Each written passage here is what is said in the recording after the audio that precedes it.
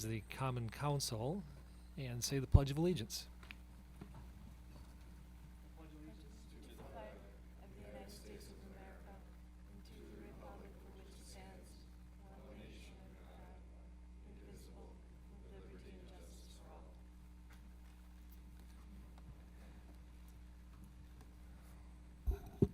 Well, now there's more people here. Why don't we call the roll? Alderman Strelchak, Here.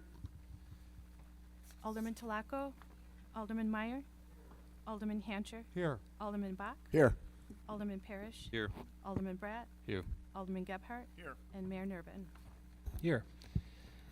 First up is personal appearances and public comment. Citizens wishing to address the council on any item not on the agenda may do so at this time. If you desire to be heard on an agenda item, you may be heard when that item is considered. Please speak into the microphone at the podium. Time limit is 5 minutes. Is there anyone here this evening that wishes to speak on any item not on the agenda? Oh, sir, please come up to the microphone. State your name and address for the record. Charles O'Connell, 11300 North Bontrack Avenue, Mequon, Wisconsin, 53092. Good evening, Mayor, lady, and gentlemen of the Common Council. My name is Chuck O'Connell. I'm a detective with the Mequon Police Department and also president of the Mequon Police Association. I am speaking with you today because the Mequon Police Association is currently in contract negotiations with the city of Mequon. Our current contract expires at the end of the year. We have spent 2 days negotiating a new contract with the city to no avail. There was a discussion and recommendation between the negotiation teams to present facts and information to you regarding the Mequon Police Association position on the contract negotiations. Again, thank you for the opportunity to speak with you about this matter that impacts not only our dedicated police officers, but the entire community that we serve. As we discussed the proposed salary increases for our police officers, I urge you to consider the broader context in which we find ourselves, a context defined by rising costs and a challenging economic landscape. Firstly, let's acknowledge the reality of the cost of living adjustment. We all know that everything has become more expensive, like food, fuel, and housing. In fact, home values in this community and all other communities have surged, placing additional financial pressures on our police officers when it comes to purchasing a home and or paying rent. What cost $1,000 in 2022 now costs $1,217. That's a 21% increase. We are not just public servants. We are members of this community, facing the same economic challenges as our neighbors. It is critical that we ensure compensation that reflects these rising costs for all goods and services. We were informed by the City of Mequon contract negotiation team that the city aims for a $0 increase budget. While commendable in its intent to fiscal responsibility, and it is unrealistic in the light of the rising cost of all goods and services. Our police officers deserve better than to be caught in a fiscal bind that does not consider their basic needs just to live. When we compare salaries, it is clear that the city proposed increases do not match the competitive rates offered by our comparable communities. In 2025, our police officers were most recently proposed to receive a 3% increase from the city from the initial 2.25% offered by the city, but is still far below the 3.5% that 10 neighboring communities have settled contracts with their police officers for 2025 have provided. This discrepancy continues in 2026 and 2027. It is important to ask ourselves, how can we expect to attract and retain the best officers if we do not offer competitive salaries? In a group of 20 suburban communities north of I-94, we currently have 5 other police departments that are being paid a higher salary rate than the Mequon Police Department officers. We are currently asking for a 2025 through 2026 contract with a yearly wage increase of 3.5% for each year. The City of Mequon negotiation team seemed to want to settle a two-year contract at 3% for each year. This salary increase offered by the city will not keep us up with the current standing and salary in our comparable group, and will allow our ranking to sink and the department to be less desirable for future candidates. We have worked with the city during negotiations, agreeing to all but one of their contract adjustment requests. When we requested changes to help our officers, every single one of our requests, even being able to use one more than one sick day of earned time for an ill child or family member, was denied. We ask you to advocate for our officers and ensure that they are at least compensated appropriately.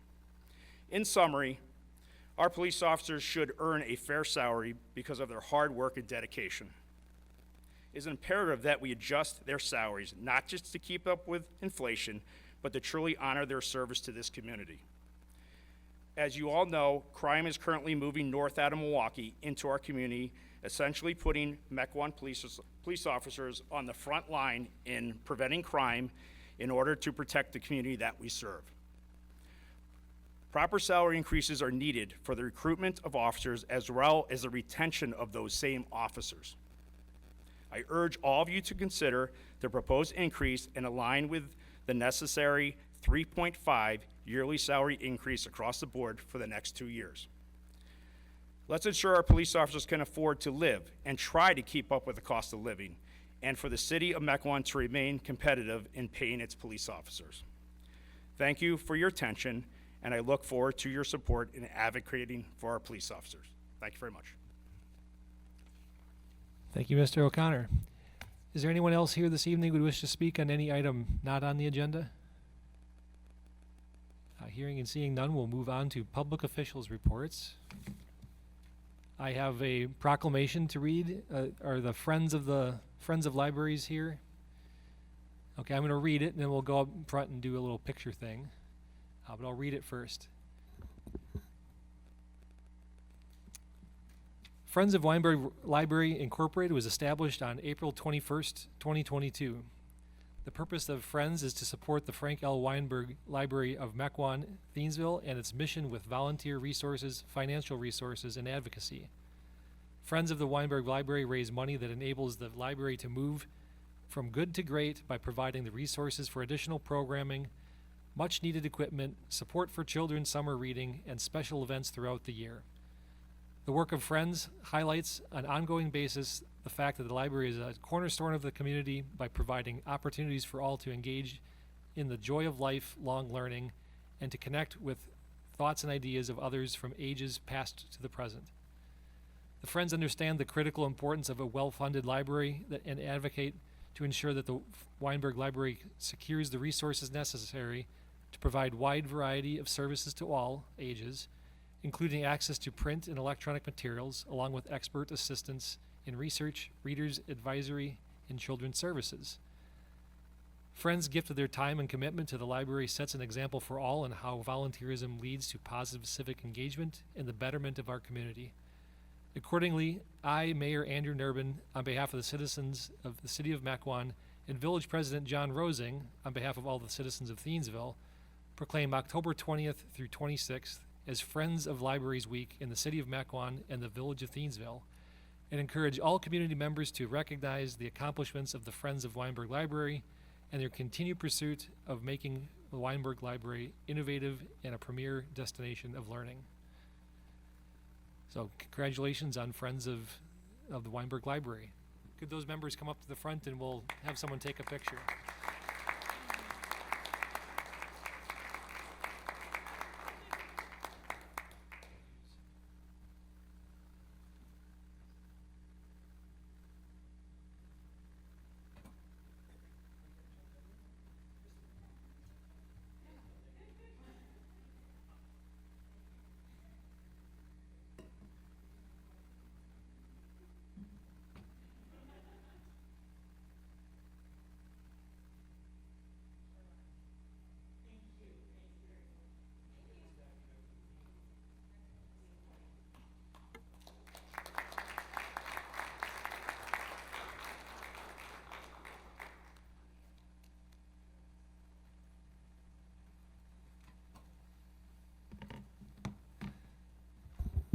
That's all I've got.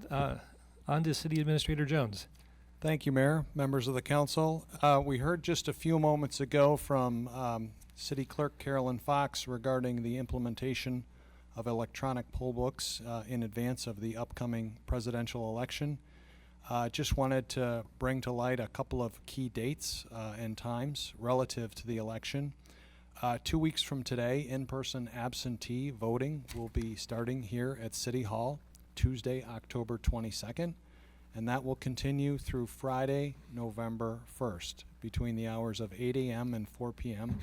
That will be taking place here in the City Hall Council chambers, and anyone interested in coming in and voting early can enter right through the east entrance doors off of Cedarburg Road. Election Day, as we all know, is 4 weeks from today on Tuesday, November 5th. Polls will be open from 7 a.m. until 8 p.m. As was reported in the weekly bulletin last week, over the last 10 years, the Public Works Department has taken down 27,000 dead ash trees on public property here within the city of Mequon, mostly along city rights-of-way and within our city parks.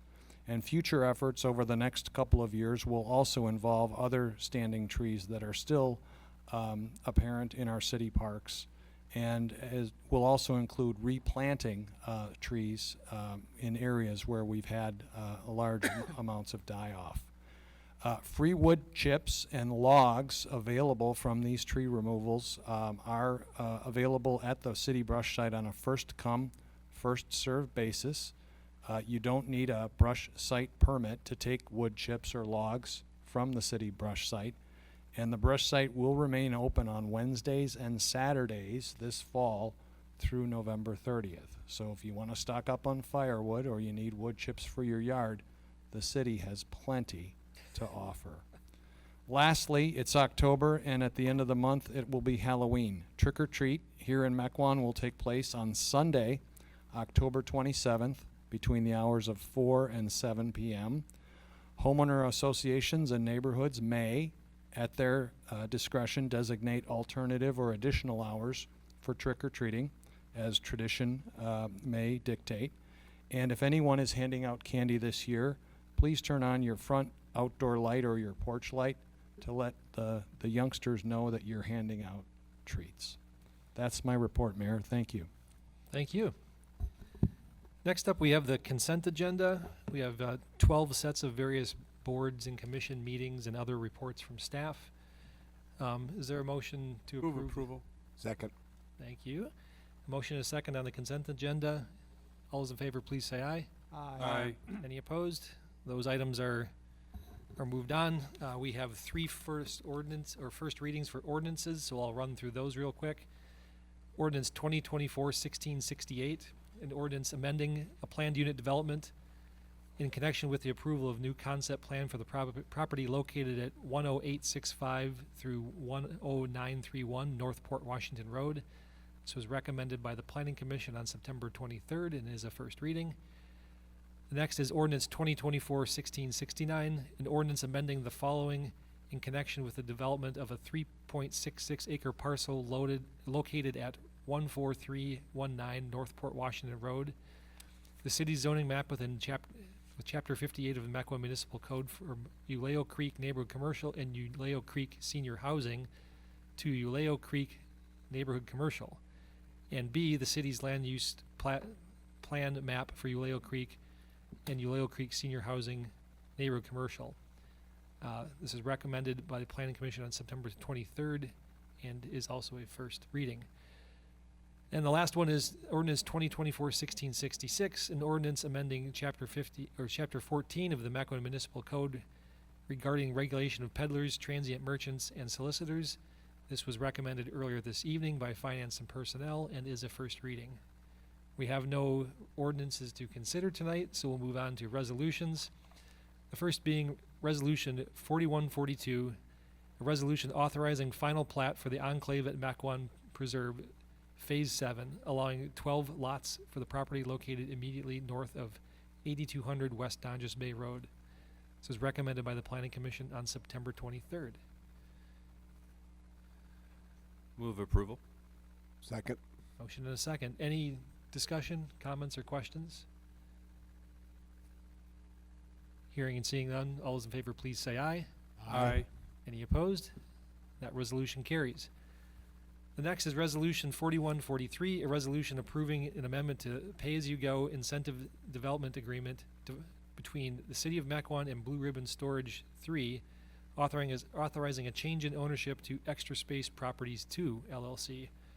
This was recommended by the Economic Development Board on September 24th and was recommended this evening by Finance and Personnel. Move approval. Motion and a second. Any comments or questions? Hearing and seeing none, all those in favor, please say aye. Aye. Any opposed? That resolution carries as well. The next is Resolution 4144, a resolution approving a contract to review and analyze FEMA's recent floodplain mapping data and modeling by M Squared Engineering of Cedarburg, Wisconsin, in the amount of $29,630.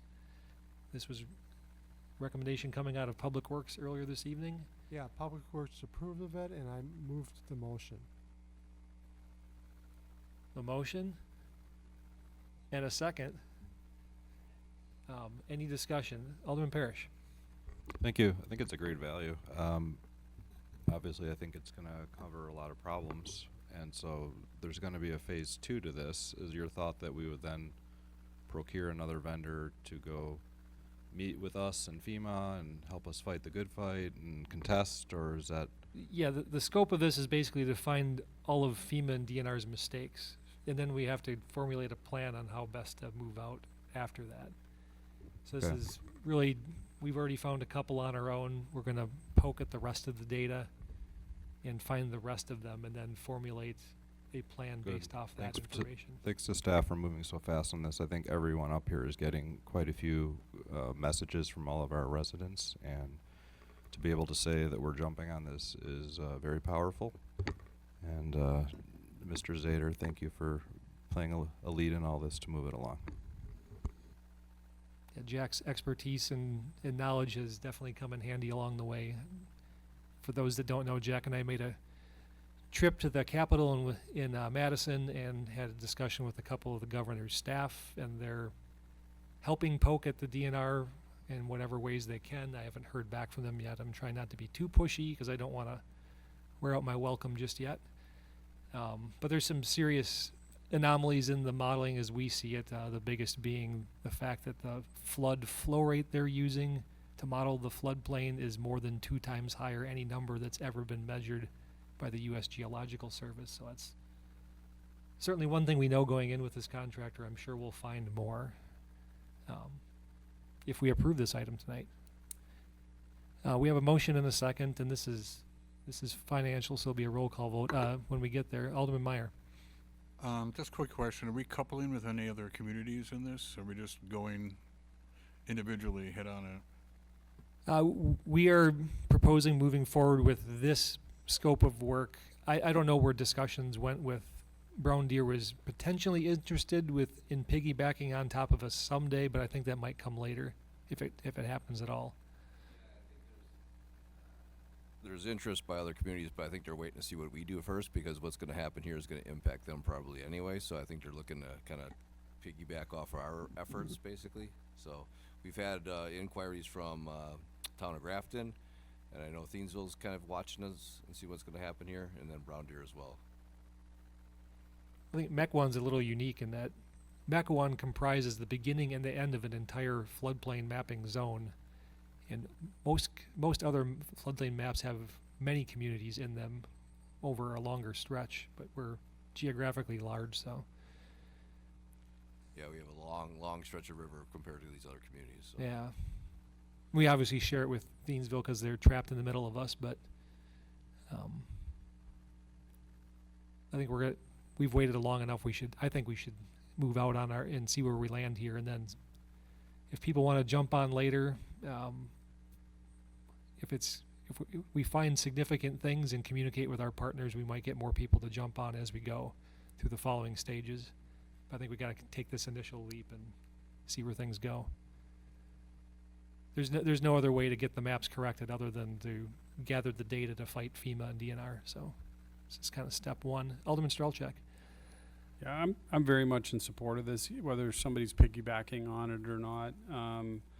You know, if there's anything extra that another community would need, if they want to contribute, that's fine. But compared to the figures that we initially talked about, you know, at or around 30,000 is a deal, because we were talking it could be 100,000 to 300,000, and we didn't know where those numbers would hit. So, you know, if we're just doing some fact finding and setting an actionable plan with this, that's a really good start, and it's a way to inexpensively back our citizens. So I'll be voting in favor of this tonight.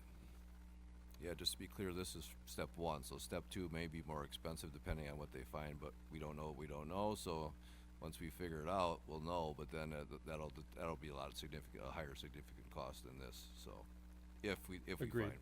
Just in order to redo the models and to redo the maps and redo the studies and all that stuff will cost additional funds. So, but we have to figure out how to get, if we're gonna get there or not. That's our first step, which is what we're doing here tonight. Agreed. My position is, though, if we have a qualified source that can show that those maps are inaccurate, Sure. we can lean back on them and require them to update it, or if we spend the money to update them ourselves, to prove the point, we can maybe see what we can do to recover those funds back from that source. Well, we're hoping the DNR will contribute to this as well, once they Be great. find out some of the errors that they've created, Yeah. so. A lot of unknowns, and this is a good step in the right direction. Any other comments or questions on this item before we vote on it? Hearing and seeing none, please call the roll. Alderman Strelchak, Aye. Alderman Talaco, Alderman Meyer, Alderman Hancher, Aye. Alderman Bach, Aye. Alderman Parrish, Aye. Alderman Bratt, Aye. and Alderman Gephardt. Aye. And that resolution carries as well. Looking forward to seeing what our contractor can find. Next, we have Resolution 4145, resolution authorizing the following contractors to exceed $25,000 in annualized expenditures for work performed on behalf of city departments. Those are Branch Out Landscape or Land Clearing, LLC, Frank D. Gillitzer Electric Company, Ltd., Dillett Mechanical Services Incorporated, and Land and Stone Products Incorporated. There's a recommendation forthcoming from Public Works this evening. Yeah, Public Works approve of it, and I move the motion 4145. Second. Motion and a second. Alderman Meyer.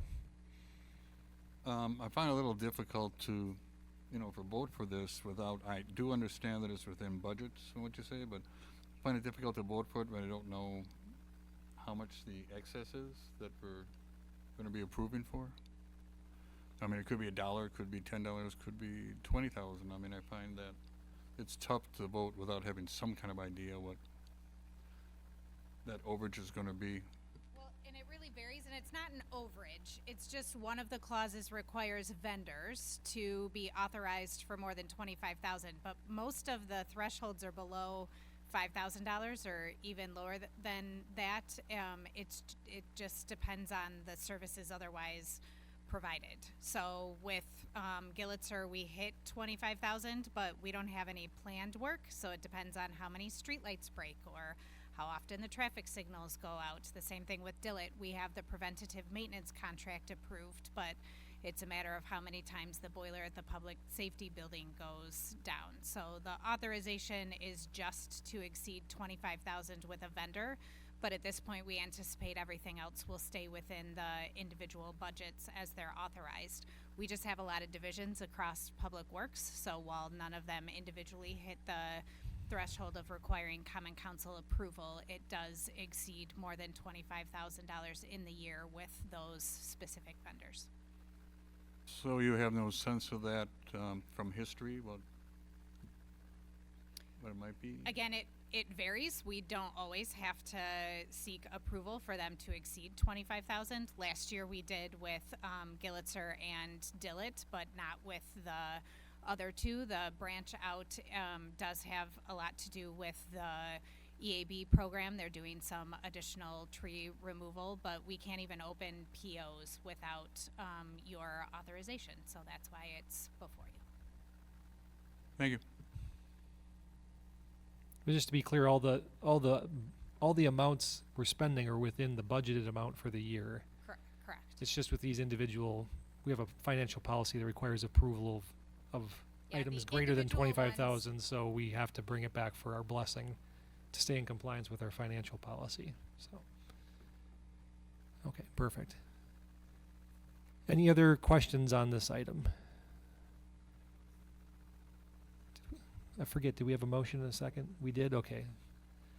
Thank you. Okay, well, it's quasi-monetary, even though it's within budget, so we'll still do a roll call vote for this item. Please call the roll. Alderman Talaco, Aye. Alderman Meyer, Aye. Alderman Hancher, Aye. Alderman Bach, Aye. Alderman Parrish, Aye. Alderman Bratt, Aye. Alderman Gebhardt, Aye. Alderman Stralchuk. Aye. That item is approved as well. Resolution 4146, a resolution authorizing the acquisition of one Ford Police Interceptor Sport Utility Vehicle and one Dodge Durango Sport Utility Vehicle from Ewald Automotive Group in Hartford, Wisconsin, and the procurement and installation of related equipment from Taft Outfitting of Oshkosh, Wisconsin, for the total not to exceed cost of $110,800.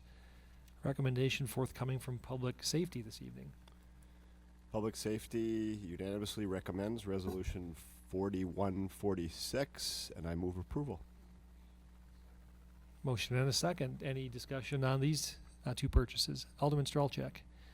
Overall, I'm in support of it, but just was wondering why we shifted brands. We've been a GM and Ford, but we switched over to a Durango, and I haven't seen a Dodge on the street with a Mequon logo on it yet, have I? Well, we just approved a couple not too long ago. They're coming, I would imagine, but yeah. The Fords were running long to get, so I think there's the switch to Dodge in the interim, so. But the chief can better answer that. That is exactly correct. A year ago, when we were having all the procurement issues, we were able to get some Dodge squad cars, and we found that they've been reliable, and the guys like them. They're a little bit smaller, however, than the Fords. So what we're doing is using one Dodge in this administrative capability, but using the Ford and the patrol capability to keep that size in for all the equipment and stuff. Yeah, that's great. I remember when we switched from, what was it, in Impalas to the Explorers, there was a discussion on, having a series of capability to retrofit, the entire lineup with the same equipment. So Yeah, so there's I four. just wanted to make sure we were in that like mindset moving forward. Absolutely, yeah. There's 4 Durangos out there now. They have the push bars in the front. You can recognize them that way. All right. Sounds good. Any other questions? So we have a motion and a second. Please call the roll. Alderman Meyer, Aye. Alderman Hancher, Aye. Alderman Bach, Aye. Alderman Parrish, Aye. Alderman Bratt, Aye. Alderman Gebhardt, Aye. Alderman Stralchuk, Aye. Alderman Talaco. Aye. And that item carries as well. On to Resolution 4147, a resolution approving a master services and purchasing agreement for police squad cameras, officer body cameras, and electronic control devices for the period from March 15th, 2025 through March 14th, 2030, with Axon Enterprise Incorporated of Scottsdale, Arizona, in the amount not to exceed of $497,632. Recommendation forthcoming from Public Safety. Yeah, Public Safety discussed this. This is a much-needed upgrade for the police department. It was unanimously approved by the committee, and I move approval this evening. Motion and a second. Any comments or questions from any of the council? Hearing and seeing none, please call the roll. Alderman Hancher, Aye. Alderman Bach, Aye. Alderman Parrish, Aye. Alderman Bratt, Aye. Alderman Gebhardt, Aye. Alderman Stralchuk, Aye. Alderman Talaco, Aye. and Alderman Meyer. And that item passes as well. Our last resolution is Resolution 4148, a resolution approving the annual budget and authorizing exemption to the levy limit for charges for the Southern Ozaki Fire and Emergency Medical Services Department pursuant to Wisconsin statutes 66.0602 Prin 3 Prin H for the 2025 fiscal year. Recommendation forthcoming from Public Safety this evening. Resolution 4148 was discussed. You recall, well, SOFD had previously approved their budget. The intergovernmental agreement requires both municipalities to approve these items. We discussed it. Resolution 4148 was approved, and I move approval with you. Second. Motion and a second. Any discussion from the rest of the council? Hearing and seeing none, please call the roll. Alderman Bach, Aye. Alderman Parrish, Aye. Alderman Bratt, Aye. Alderman Gebhardt, Aye. Alderman Stralchek, Aye. Alderman Telako, Aye. Alderman Meyer, and Alderman Hancher. Aye. That resolution carries as well. We have no specified unfinished business from prior meetings. We have a couple of items under specified new business. We have a couple of appointments. The first is an appointment of Ann Scherzinger to the Architectural Review Board. And the second is an appointment of Brittany Menard to the Festivals Committee. Is there a motion on those two appointments? Move approval. Second. Motion and a second. Any discussion? Hearing none, all in favor, please say aye. Aye. Aye. Any opposed? And those appointments carry. And our last item is a potential closed session item. Negotiations concerning the Mequon Police Association Incorporated for the contract period beginning January 1st, 2025.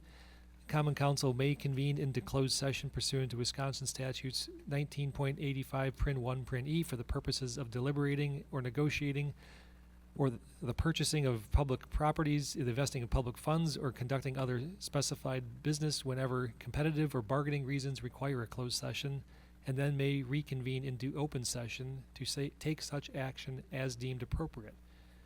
Is there a motion to go into closed session?